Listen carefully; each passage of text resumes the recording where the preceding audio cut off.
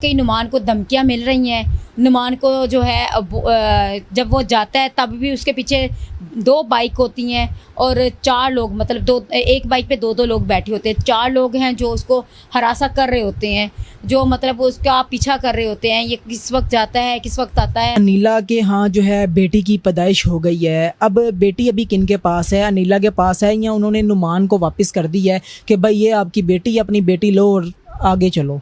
बच्चों की पैदाइश नहीं हुई थी तब उन्होंने अपने इंटरव्यूज़ में ख़ुद बताया कि हम अपने बच्चे अपने पास नहीं रखेंगे। जो उस्मान की वाइफ थी वो कहती थी कि मैं अपना कातिल का बच्चा अपने पास नहीं रखूँगी, मैं उनको वापस दूँगी। और इधर से नुमान जो था वो भी कहता था कि मैं अपना बच्चा जो है वो अपने पास नहीं रखूँगा। कि शाहिद साहब को फ्यूचर में तीसरी शादी करनी चाहिए, क्योंकि ये भी कमेंट है लोगों का कि शाहिद साहब भी बड़ी यंग हैं, उनकी 35 से 40 साल उनकी एज लगती है और आप ख़ुद भी इस हवाले से बेहतर जानती हैं। क्या लगता है कि शाहिद साहब शादी करेंगे?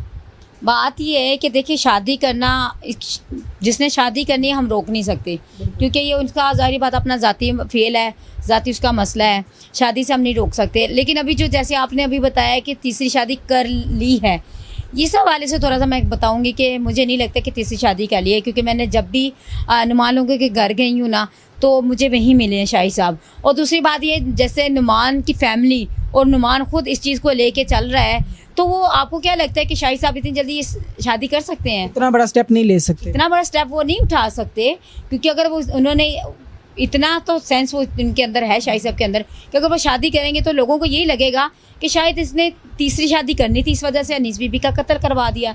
फिर हर चीज़ जो उसकी तरफ जाएगी। अच्छा, मुझे बताएं, अनीला ने लास्ट एक इनका वीडियो पैगाम आया जिसमें इन्होंने कुरान उठाया। क्या आप समझती हैं कि कुरान उठा के कोई भी सामने आएगा और कहेगा मैं सच बोल रहा हूँ, मेरी बात सुनो, मुझे मानो? ये क्या चीज़ है? जो कुरान पाक है ना, हम मुसलमान हैं, हम मुसलमान होने के नाते मैं अपना अगर बात करूं तो ये है कि मेरा ईमान कुरान पाक पे है। ठीक है, कुरान पाक एक कोई छोटी सी किताब नहीं है, कुरान पाक कोई बहुत बड़ी किताब है और अल्लाह पाक ने कुरान पाक का ज़िम्मा खुद लिया है। ठीक है, अगर इस कुरान पाक का जो कुरान पाक की झूठी कोई कसम खाता है ना, तो झूठी कसम तो वो अल्लाह पाक की ज़ात है, वो खुद दुनिया में ही उसका जो है वो दिखा देगी कि तुमने कुरान पाक की झूठी कसम उठाई थी। क्योंकि कुरान पाक जो है वो छोटी किताब नहीं है और अल्लाह पाक ने खुद इस चीज़ का ज़िम्मा लिया है। अगर उसने कुरान पाक झूठा उठाया है ना, तो यकीन करें ये इंतहाई अफसोस है, क्योंकि उस वक्त उसकी कंडीशन भी देखे आप, कौन सी कंडीशन थी, और उस कंडीशन में अगर उसने कुरान पाक झूठा उठाया है तो अल्लाह पाक से माफ़ी मांगनी चाहिए, तो बस इस्तग़फ़ार करने चाहिए। ये बड़ा अफसोस है। अच्छा, दूसरा मुझे बताइएगा कि अनीला के यहाँ जो है बेटी की पैदाइश हो गई है। अब बेटी अभी किन के पास है? अनीला के पास है या उन्होंने नुमान को वापस कर दी है कि भाई ये आपकी बेटी, अपनी बेटी लो और आगे चलो? नुमान का बच्चा जो है या हिना का बच्चा जो है, तो उनकी फैमिली में से किसी से मेरी बात हुई तो उन्होंने बोला कि हम ऐसे नहीं लेंगे ना या देंगे। अगर बच्चा लेना है या बच्चा देना है तो इस तरह नहीं देंगे, बाकायदा इस पर कानूनी तौर पे कागजात होगा, बाकायदा इन पर लिखत पढ़त होगी, जो कानूनी ज़ाब्ते के हिसाब से होगा कि किस बेस पे वो दे रहे हैं, किस बेस पे वो ले रहे हैं, किस जो भी चीज़ें होंगी ना वो उस तरह लेंगे। अगर बच्चा देना है, हिना का देना, तो वो भी ऐसे नहीं मुँह उठा के देंगे, उस पर भी वो कुछ ना कुछ कानूनी ज़ाब्ते रखेंगे। और अगर नुमान की बेटी लेनी है उस पर भी कानूनी कोई ना कोई ज़ाब्ते रख के ही तब भी ये लेंगे। फ़िलहाल अभी जो है ना, हिना का बेटा जो है वो हिना के पास है और जो अनीला की बेटी है वो भी नीला के पास। अच्छा, मुझे बताइएगा, जब दोनों के यहाँ बच्चों की पैदाइश नहीं हुई थी तब उन्होंने अपने इंटरव्यूज़ में ख़ुद बताया कि हम अपने बच्चे अपने पास नहीं रखेंगे। जो उस्मान की वाइफ थी वो कहती थी कि मैं अपना कातिल का बच्चा अपने पास नहीं रखूँगी, मैं उनको वापस दूँगी। और इधर से नुमान जो था वो भी कहता था कि मैं अपना बच्चा जो है वो अपने पास नहीं रखूँगा, मैं अनीला के पास ही रहने दूँगा, मैंने नहीं रखना ये बच्चा और मुझे नहीं पता ये मेरा बच्चा है कि नहीं है। लेकिन अब दोनों के यहाँ बच्चों की पैदाइश हो गई है। अब आप समझती हैं कि चीज़ें थोड़ी चेंज होती नज़र आ रही हैं। ऐसा लग रहा है कि अब बच्चे जो हैं वो किधर जाएंगे, बच्चों का मुस्तकबिल जो है वो क्या होगा? अभी तो वो बच्चे हैं किधर जाने जुने का तो उनको पता नहीं, अभी तो उनको दुनिया का नहीं पता, तो अभी तो उन्होंने आंख भी नहीं खोली होगी। अभी नुमान ने जो इस बात पे कभी वो जिक्र नहीं किया कि मैं ये बच्चा पता नहीं मेरा है या नहीं है।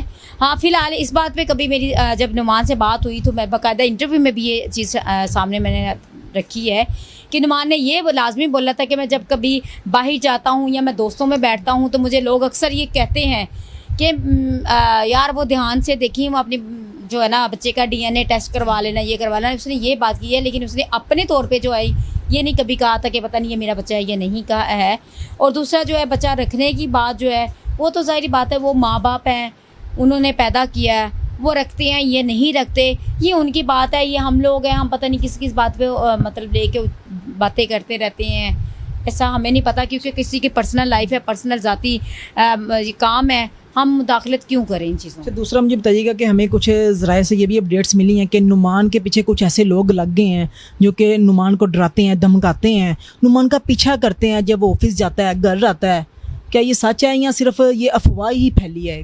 ज़ाहिरी बात है, जब आप बिल्कुल खुल के सामने आते हैं तो हल्का फुल्का डर तो होता है। लेकिन हम जब इन्हीं के अपने बंदों से बात हुई, ख़ासकर अनीस बीबी के भतीजे है, उससे मेरी बात हुई तो उसने मुझे बाकायदा इस बारे में कहा है कि मैं आपके चैनल के तवस्सुल से लोगों को भी बताना चाहता हूँ कि वाकई नुमान को धमकियाँ मिल रही हैं। नुमान को जो है जब वो जाता है तब भी उसके पीछे 2 बाइक होती हैं और 4 लोग, मतलब एक बाइक पे 2-2 लोग बैठे होते हैं। 4 लोग हैं जो उसको हरासा कर रहे होते हैं, जो मतलब उसका पीछा कर रहे होते हैं, ये किस वक्त जाता है, किस वक्त आता है। इसके अलावा उसने ये भी बात इंकिशाफ किया इस बात का भी कि किस टाइप के वो लोग हैं, किस तरह की उनका हुलिया है, ये भी उसने बात की है। उसके अलावा उस बंदे ने ये भी बल्कि बोला है कि अगर वो इन चीज़ों को बाज नहीं आए, इन हरकतों से बाज नहीं आएंगे तो फिर हम अगला जो है स्टेप उठाएंगे, अगला कदम भी मैं उठाने को तैयार हूँ।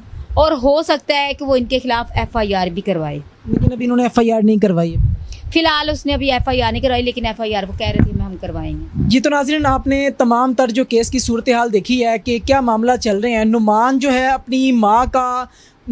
अपनी माँ के कातिलों को सज़ा दिलवाने के लिए दिन रात कोशिश कर रहा है। उसने दिन रात एक कर दी है। अकेला घर का वाहिद बड़ा बच्चा जो है वो इसके लिए बहुत सारी कोशिश कर रहा है। लेकिन अब मुखालिफिन की तरफ से कुछ लोग जो हैं उसके पीछे हैं ताकि इसको डराया जाए, इसको धमकाया जाए, ताकि ये केस से पीछे हट जाए, ताकि उन्हें नरमी मिले, ताकि वो कहीं दाएं बाएं जो हैं वो हो सकें। अब इस केस में बड़ी गमगीन सी सूरत हाल बन चुकी है कि एक तरफ बेटा कोशिश तो कर रहा है, लेकिन उसको एक अब डर भी है कि कब जो है उस पर मुखालिफिन की तरफ से कोई जो है वो हमला ना किए कर दिया जाए या इस तरह से कोई वाकया उसके साथ पेश ना आ जाए। जी बताइएगा। और दूसरों से ये भी बोला है कि अगर नुमान को किसी किस्म का नुकसान होता है, किसी तरह का नुकसान हुआ, तो मैं ये तीनों पार्टियों का जिम्मेदार ठहराऊंगा। नाज़रीन, आपने तमाम तर गुफ्तगू जो है वो सुन ली है कि किस तरह सारा मामला पेश आया। इस केस के हवाले से जैसे हमारे पास कुछ नई अपडेट्स आएंगी मजीद तो आपके साथ लाजमी शेयर करेंगे। अपनी जो कीमती राय है उसका इजहार कमेंट सेक्शन में ज़रूर कीजिएगा। इसी के साथ इजाज़त दीजिए। देखते रहिए मेरा पंजाब। तब तक के लिए अल्लाह निगहबान।